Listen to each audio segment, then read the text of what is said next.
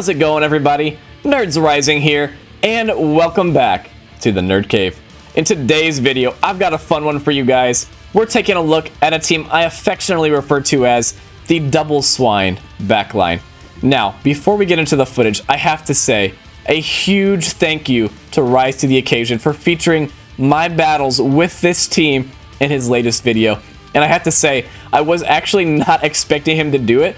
In fact, while he was making his video, I was just finishing up these beautiful graphics and thumbnail that you're seeing. And I was actually getting ready to record, and then Rise to the occasion released his video featuring my battles at like midnight. And I was like, oh my goodness, what am I going to do now? First of all, I was ecstatic to see that. But I already had those exact battles ready to go. And I was like, you know what? Honestly, Rise is going to do this way better than I could. So I actually just scrapped those battles. And if you want to see those battles, I would actually strongly recommend that. Honestly, the battles I sent to Rise, I think, are even more fun than the ones you're about to see. But I did go ahead and get all new battles for you guys. So this is going to be the same team, but all new battles. And still battles from the early season. I actually didn't play any new battles. I just basically looked through some of my old footage and found some battles that probably are maybe equally as fun, but probably not, honestly. But anyway, that being said, again, huge thank you to Rise. Check out my video on his channel. I'll post a link in the description for anyone that hasn't seen it. And if you're here from Rise's channel, welcome. Glad to have you. And honestly, guys, the support I've been getting lately has just been absolutely incredible. You've probably heard me say that at the end of some of my other videos, but thank you so much if you've subscribed to my video. Thank you if you saw my video out on YouTube somewhere and clicked on it. I truly do appreciate it because I do work full-time and I just do this as a hobby. I'm not getting any money from this. I'm not really benefiting from this in any way other than just having fun and bringing awesome battles to the community. So thank you again. And with that being said, let's get into the team comp very briefly, and then we'll get into these battles. So the team comp consists of a Pelipper lead with the Double Swine backline. And we are going to be running Pylo Swine as our safe switch. And we are actually going to be running Stone Edge on it as well, because Stone Edge provides a little bit of coverage against things like Frostlass and Pelipper that you're going to be seeing in the Great League Remix that you may not see as commonly in the Open Great League. In the Open Great League, I would probably recommend the high horsepower, but we had a lot of fun nukes with it. We had lots of fun nukes with the high horsepower as well, so I could really see you doing either. But the team honestly performed super well. As you see in that picture below my face there, 21 and 25. And honestly, the competition I faced impressed me even more because I didn't face hardly any underleveled bonds. I didn't face any people that you could tell were like brand new to the game. A lot of meta teams, lots of very skilled opponents. So honestly, hats off to all the people I played. They were some sweaty battles. So we're going to take a look at the footage and we're going to see what the Double Swine backline can do. So in the first battle here, we are facing off against... Who are we facing off against? Pure Heart 61. So this is actually, I believe, the first battle I played this season in a pretty neutral lead, but we've got two amazing responses in the back. So we're going to be safe switching right away into our Pylo Swine, and you'll notice the opponent's staying in here. I should probably have thrown my Avalanche right away there, but unfortunately I'm going to have to burn a shield, but this is okay because the fact that the opponent's not switching out tells me they're very likely going to be weak to this. So I throw 4 Powder Snows for proper timing and throw my Avalanche here. And now if the opponent shields, I'm already at back-to-back. And he actually does shield. And then he safe switches into his Snorlax. So honestly, the opponent probably should have just brought in the Snorlax right away. Snorlax doesn't have a bad matchup here with that superpower. But honestly, that's fine. And then the opponent commits another shield. He commits his last shield on the Snorlax. So maybe very weak in the back as well. We'll have to see. But as you see, Avalanche does do quite a bit of damage to a very bulky Mon, and the opponent's building up a lot of energy here, so I thought maybe he was building up to the back-to-back superpowers, but as you're going to see, this crazy person is running Outrage on their Snorlax, and he outrages my Pelipper, and honestly, at this point, I can't afford to take any more damage, so I just throw this Weather Ball right away to get rid of this thing, so you have to love the early season spice. You just never know what you're going to see. And then the opponent brings in a Alolan Raticate, so they actually weren't that weak to the Pylo in the back, so probably should have just brought one of their back Mons in right away, but either way, we'll take it. We commit to the Hurricane there, knowing that Mammo Swine with a shield is going to be safely cleaning up this game. We bring the Pylo in just to force the opponent to throw, and the opponent actually hits us with a return, so maybe Maybe a single move Eradicate, I don't know. Definitely would have been better to throw the Crunch there, but honestly, we'll take it. We farmed down the Eradicate there. We've got the Avalanche loaded on for the Drifblim, and Mammo Swine actually has a very high attack stat, so even if the Drifblim had a move there, we would have won CMP, so excuse me, but very good game one, and honestly, that was pretty much how the season went for me. Honestly, all like fully leveled mons, a couple spicy movesets, but honestly, like that wasn't a 900 CP Flareon, so I'm not complaining. Anyway, we have a Vaporeon in the next match, and again, this is typically a mon you'll see like early season battles that's under leveled, but as you see, this one's not under leveled, and it's actually kind of hard to take care of with our Pelipper, because as you see, all he has here is Water Gun and Aqua Tail, it looks like, but these Aqua Tails and Water Guns actually add up, so I'm going to have to shield an Aqua Tail here, because I really can't afford to have this thing up against my Swines in the back. So there you saw initially I baited. I'm actually going to go ahead and just send the Hurricane here, hoping he doesn't shield, but he does, so that's actually kind of unfortunate for me, and I really don't want to have to give up my second shield here. So I throw this Weather Ball, knowing it's not going to KO on the CMP tie, and the opponent obviously has to let it go. He has no shields, but now this is kind of in an awkward health range. Vaporeon is actually pretty bulky, and that Weather Ball did not do as much as I thought. And now, unfortunately, it looks like I may have to shield an Aqua Tail here as I try to farm this down. And I do. The opponent actually gets to another Aqua Tail, so his Vaporeon taking out my full Pelipper and forcing my last shield. So very impressive, honestly. And we just have to hope that this opponent doesn't have a fighter in the back. And he comes in with an Ice Fang Myena. So again, you love to see the early season spice, but Myena did not appreciate that Avalanche. And here I tried to catch the potential Poison Fang, but honestly, I don't know the Ice Fang Poison Fang counts, so I kind of just winged it there, and we don't catch, but then the opponent brings in a Kingdra here, and Kingdra is very glassy in the Great League, and look at that high horsepower, almost one-shotting it. And now we're just going to farm down the Myena, and honestly, if this isn't a crunch, excuse me, we're going to live this. I'm sorry, guys. Literally every video, I'm struggling with allergies or dry Ohio weather. I don't know what it is, but I'm always a mess, and I apologize. So yeah, in this channel, you're definitely going to have to deal with me coughing and sniffling through the video, so sorry about that.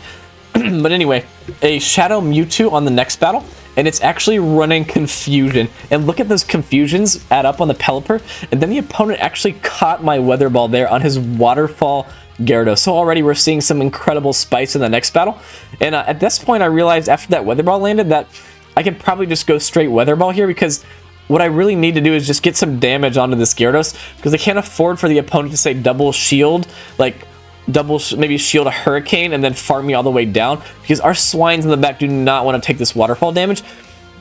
There, I'm not 100% sure why I didn't throw that Weather Ball. Maybe I thought it wouldn't KO and wanted to get some farm on the Pylo, but as you see, this is kind of a mistake, because I had to shield that Crunch there, and unfortunately I miscalculated and actually wasn't able to farm down the opponent before he gets to a second move. So I actually just tanked the Crunch on my Pylo there, and the opponent actually brings back in their shieldless Shadow Mewtwo, and as scary as Shadow Mewtwo is, a shieldless Shadow Mewtwo is a dead Shadow Mewtwo. So the opponent gets taken out there, and then the opponent actually has an Obstagoon in the back, so I'm not sure why the opponent didn't just bring the Obstagoon into the Pylo, but now this is actually a little bit scary. We do have a shield, but Obstagoon's going to be a little tricky for this Mammo, but fortunately we do have that Weather Ball banked on our Pelipper. So all we need to do here is get this Avalanche off. It's not going to quite KO, but Pelipper will win CMP against the Obstagoon. So we're simply just going to get this chip damage, and honestly that does a ton of damage, a lot more than I thought.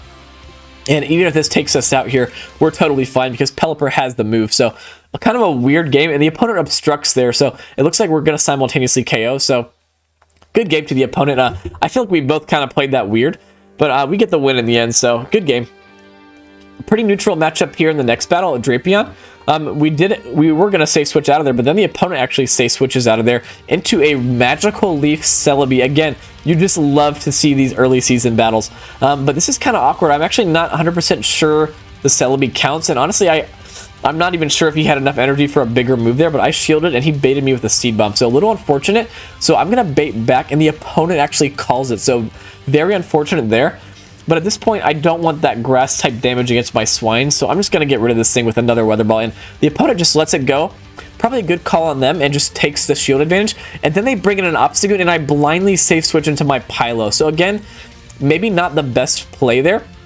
I probably should have waited to see what they came in with. I was expecting him to come back in with a Drapion there, but he doesn't. And now we've locked our Pylo in here to an Obstagoon. So not great, but Avalanche is a very, very strong move. So this is probably going to get a shield back from the opponent here. And we're not in a range where Night Slash is going to threaten our Pelipper. So unless this opponent is crazy and running like Gunk Shot or Hyper Beam, we should be able to tank a move here. So I'm going to build up a bit, throw the Weather Ball, and actually looks like it didn't quite register. Probably because switching in actually does take one turn. So that wasn't a CMP tie. So now we're going to throw a Weather Ball, and we actually now CMP the opponent to their second Night Slash. So I'm actually really hoping the opponent just lets this go, but he actually shields. So this is going to be scary now. We do have a shield advantage, but unfortunately our Mamoswine's going to have to take some counter damage from this thing in order to take it out. So what I'm recognizing here is I need to overfarm in order to have enough energy to take this Drapion out in the back. So I'm going to overfarm as much as I can and throw my Avalanche just before the opponent gets to another Night Slash. So I'm farming up. I throw one before the opponent gets to the Night Slash, but he catches beautifully onto the Drapion. And that just won the opponent the game, because if I would have just high horsepower the Drapion there, I may have been able to outpace the opponent to an Avalanche on the Obstagoon. But he makes a very nice catch, and he forces me to throw my energy right away.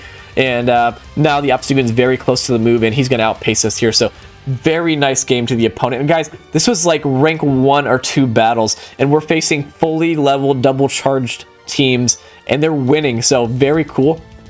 Honestly, I was not expecting the competition to be this fierce this early on. And as you see, we only did lose 4 battles, but honestly, even the battles I won were very close. So neutral lead in the first battle here. I am going to tank this Poison Fang and then safe switch into one of my Swines, probably the Pylo. And the opponent actually simultaneously safe switches into his own Frostlass. So this is not a bad matchup for Pylo when we're slightly ahead on energy, but down energy, or even in this case, we're just not going to be able to take switch here. So what I decided to do here is just play out the one shield. I actually was hoping the opponent would Avalanche, because I think I could have got the 2 moves there, but he very wisely Shadow Balls, and he does shield our Stone Edge, so we get a shield advantage. But since he Shadow Balled there, he was able to farm us down before we got to another move. So very nicely done by the opponent. And again, opponent's making some very nice plays here. We do overfarm slightly. He's going to hit us with the Avalanche here. We could probably barely survive it, but we really do need to preserve some health on this Pelipper. We don't know what's in back. And I decide actually just to send the Hurricane here, thinking the opponent probably is not going to want to give up his last shield this early, right? But as you see, wrong. The opponent actually commits the last shield, and then he catches my Weather Ball onto the Golbat. So a very nice play, but the opponent is not prepared for my Mamoswine in the back. And even though he makes a nice catch, he's now going to face the Wrath of Mamo, and he actually throws this Poison Fang right away as well. So we're going to tank this. We're going to farm all the way down, and now the opponent has no shields for this absolutely loaded Mamoswine. He comes back in with the Frostlass. The Frostlass is about to feel the wrath of high horsepower on a Mamoswine, and we one-shot it. Obviously, it's not a one-shot because it's like half health, but still, you get the point. And the opponent has a Diggersby in the back. The poor opponent had nowhere to run on their Diggersby. Diggersby gets destroyed by all 3 of these Mons, and Avalanche, that is a ton of damage. Diggersby is one of the bulkiest Mons in the Great League, and that Avalanche does like 75 to 80%. So absolutely incredible. At that point, I have a shield. I'm just saving it for the Pelipper, and he gets to a Fire Punch here, but I know I can easily tank this, so we're going to win with a shield, and very nicely played by the opponent. Again, even though he lost, honestly, he just didn't really have any play with that Diggersby, so tough one for him. But again, really, really good players and teams. So this right here, guys, if you look at this CP here, 1333 in 25 battles, this was the only underlevel Mon I faced on the first and second day. Absolutely incredible. And as you see, even though it's underleveled, those Dragon Tails are absolutely chunkiest, and that Weather Ball actually doesn't even do that much damage. So I was blown away, honestly. I do call an Ancient Power here, and it is just an Ancient Power. But honestly, this thing is doing so much damage with its Dragon Tails, and the opponent just lets us farm down, which I'm fine with, honestly. And they come in with an Araquanid, and here, this would normally be a very good matchup for Araquanid if we were running high horsepower, because it would fully wall our standard moveset. But we're running Stone Edge, and the opponent was not ready for the Stone Edge. So after seeing the Stone Edge, I'm figuring the opponent's probably going to shield the next one. So I do bait. And actually, this Araquanid is running Infestation as well. So I'm not sure he's going to be able to farm down, and the opponent realizes I was probably going to get to another move, so he's forced to throw a Bubble Beam here. So very cool, honestly, Infestation Araquanid, but Pelipper has a very, very nice matchup here. We're going to fully wall all the moves from Araquanid, so we're just going to tank whatever he throws here. And as you see, that Bug Buzz actually, I take that back, despite us walling it based on typing, that Bug Buzz actually did a respectable amount of damage. So I throw the Weather Ball knowing it's not going to quite KO, and this should give me a very nice farm down with my Mammo, because Mammo Swine with an energy lead is very devastating. Unfortunately, we do get our attack debuffed here, but I'm reading that there's probably something that's going to be weak to our Swines in the back, and sure enough, it's a knockdown. And even though we're one stage debuff, do you think Mammo Swine cares that it's one stage debuffed? I don't think so. The opponent shields the first one, but we're at back-to-back. Let's see how much a single debuffed Avalanche does to Noctowl. Nearly one-shotting it, and Noctowl is very, very bulky, so absolutely incredible. We do shield. And at this point, I know that even if he gets to another move here, our Pelipper has enough health where he's going to be able to wing attack down. So I don't throw the move there just for the sake of time. I didn't really want to waste the time throwing another charge move in. He decides to throw his move, so that's fine, but one wing attack will easily KO. And very good game to the opponent. Again, even though he's running an underleveled Mon, he made that very close, so very well played. And we're up against a shiny Mawile the next battle, and this thing does have access to Play Rough. But as you see, the opponent throws before he could have had the energy for a Play Rough. So I know this can only be an Iron Head, and sure enough, it's just an Iron Head, and we do resist that. So the opponent should have built up at least one more Fairy Wind there, but we'll take that. And honestly, he's staying into not a super positive matchup, so we'll have to see what he has in the back, but we're just going to stay right here and play this out, because I know that an Iron Head would probably nearly one-shot our Swines in the back. So we're just playing this out, and the opponent actually shields, so maybe they're weak to Pelipper in the back, but again, we can't really switch out of here, so we're just going to stay right here. And the opponent is actually running Power Up Punch Iron Head. So you just love to see the early season battles, but this actually makes it a little bit trickier because he now has enough energy for an Iron Head thanks to that bait, but I'm going to call another Power Up Punch here, and sure enough, it's just a Power Up Punch. So this should allow us to get to our next move, but the Mawile wins CMP, and this is likely going to be another Power Up Punch, but we're so low here, this will probably KO. But I'm thinking that this thing may now be in farm down range, so I actually bring in the Mammo, knowing that it has a higher attack, and it will allow us to farm down with a little bit more ease, because I didn't want to risk the opponent getting to a move against our Pylo. So we farm down with Mammo, and the opponent has a shiny Marshtomp in back. And I do, for some reason, I don't click on my move right away, but honestly, I knew that I probably needed some extra energy anyway, so this is fine. We're going to farm up a bit and then just take out this Marshtomp, but the opponent switches into a Diggersby. Does this Diggersby know how much an Avalanche is going to do? Nearly one-shotting it again. Absolutely incredible. And at this point, I think the opponent... No, they don't surrender, actually. They're going to play it out. So we banked a high horsepower on our Mammo. We catch the Fire Punch on the Pylo, and now the opponent surrenders. So, honestly, props to the opponent for staying in and playing it out. But, again, as you saw in the last battle, Diggersby just has nowhere to run on this team. So, we have a Guzzlord lead. Very cool. Honestly, I think you have to trade that to get it below 1500. And the opponent actually stays in for a little while and lets us get some Powder Snow damage on him. And then he brings in a Pelipper. Does the Pelipper know about Stone Edge? Unfortunately, yes, he does. But anyway, we get a shield, so that's okay. And unfortunately, the opponent makes a nice play here. He CMP ties us on the next Stone Edge. But since we're so far ahead on energy, I know that since it was a CMP tie, even if he's doubled up here, we're going to get our move off. And now this is going to force the opponent to either give up their final shield or get one-shotted. And they get one-shotted. Stone Edge coming in clutch once again. And now we'll have to see what they have in back. They don't probably want to come in with their Guzzlord, and the opponent has a Togedemaru in the back, and Togedemaru is fully walled by Pylo Swine. I guess they do have Fell Stinger, but as you see, Fell Stinger just does nothing. Unfortunately, we don't have high horsepower here, so we can't one-shot it, but at this point, this game's over because we have a fully healthy Mammo Swine in the back to clean this game up, and we actually live that Fell Stinger as well. We're going to get this Avalanche off. And it's probably going to do a lot of damage, honestly, and the opponent actually respects it, probably not realizing we weren't running the high horsepower there. And now it's Mammo Swine time. And as you're going to see here, Mammo Swine is not very bulky in the Great League. Check this out. The opponent double buffed Wild Charges, and it does over half of our health. That's a double resisted move, doing nearly half of Mammo Swine's health. absolutely incredible. But unfortunately for the opponent, that's not going to be enough to save him because we have the avalanche loaded for the Guzzler. We take out the Guzzler, and now we're at the second avalanche, and even though it's resisted, this will easily be one-shotting the poor Togedemaru in a very good game. And we are moving into the last battle here. Let's see what we have on the lead. Looks like it's going to be an Abomasnow. And Abomasnow, not great for our backline, so we will stay right here for now. And we'll have to see what the opponent decides to do. They will outpace us to their moves. And the opponent actually decides to just go straight for the Weather Ball here. So I know I can easily survive this. He definitely would have outpaced us to the Energy Ball before we got to the Hurricane. But that's fine. We're going to go ahead and try to bait here. It would be really nice to get a shield, but the opponent calls our bait. So very nicely done by the opponent. And I tried to catch a second Weather Ball there, but the opponent holds on to their energy. So now we kind of have to respect the Energy Ball because it would probably nearly one-shot. And fortunately, they don't bait us there, so that's huge. But then they bring in a Toxicroak, so this is going to be a bit tricky. If the opponent wants to, he should be able to throw this Mud Bomb before we get to a second Avalanche.